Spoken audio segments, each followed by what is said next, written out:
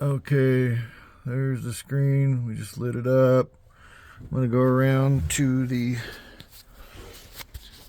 12 volt and try to turn the power on. It does that every time. It beeps a couple times and shuts right back off, and then it has that overload message on it, and then it goes away, and that's it.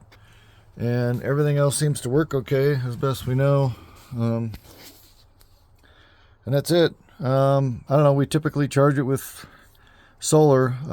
We have two We'll fill that out in 200 watt a minute. panels, so okay.